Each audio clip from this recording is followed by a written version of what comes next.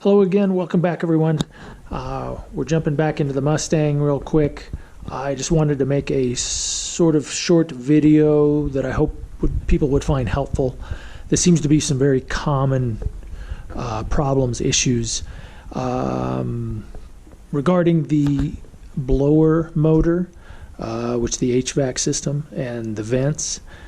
The blower motor itself is fine, but there's a couple little things that seem to go really awry, and well, it seems overly common. But the first one we're going to look at here is down here when the vent speed for the blower is, you've got 1, 2, 3, and 4. My issue was this only worked on 4, and then it was full blast, but 3, 2, and 1 didn't work. So what that turned out to be, thanks to the internet, is something called a blower motor resistor.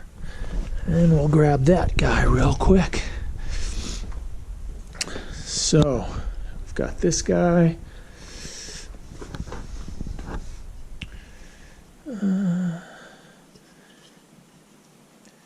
And this seems to control the blower speeds. So this is located up under the glove box behind the dash. It's super simple. Just there's 4 screws that hold on the glove box.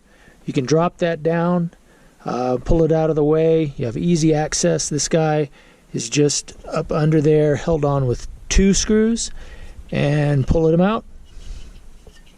Go down to your auto parts store, grab a new one, pop it in, and now this works. 1, 2, 3, 4. So all speeds work, and that's all it was. So super easy fix. As of November, December 2023, these things run about $30 now. So yeah, inflation for you.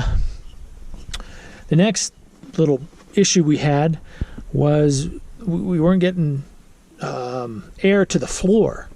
So we were getting air out the main vents and out the defrost. So anything defrost wise or main vent only wise, if you put it on main vent and floor, it would just come out the main vent, not the floor. So again, very common issues. A door blend actuator. So this Mustang has 4 of these actuators. 3 of them are located over on the passenger side in various locations. But the one that controls the floor vent is on the driver's side, strategically placed behind the instrument cluster. Now, pulling the instrument cluster out is pretty easy. There's a bunch of videos on there for that. Just pry this guy off, and I think there's 4 screws that allow you to pull everything out. Pretty simple. And then from an angle, you can see the actuator, and you can see its back screw, but you cannot see the top front screw. So that's where, again, some nice videos and just reading online came into play.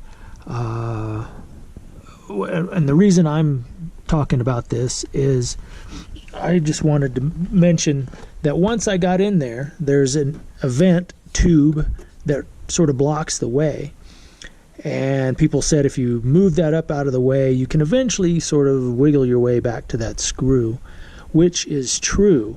But after a bit of fiddling, I was able to get that vent pushed up far enough away that I didn't have to lie on the floor.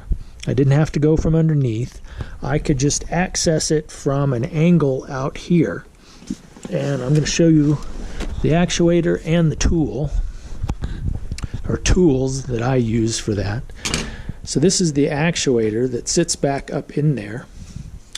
You can see it's got an arm that, if it's working properly, will move the vents up and down and allow air to the floor. Of course, that wasn't working, which is why we would never get air to the floor. It has a little key, a little plastic key that it fits into in this bottom notch right here. And then it has a back screw that I mentioned that's pretty visible. It's easy to see, but this top front screw is really out of sight. But if you can get that vent up out of the way enough, you can use something like this very long extension with a bendable piece back here, and then I believe it's an 8mm nut that holds that on.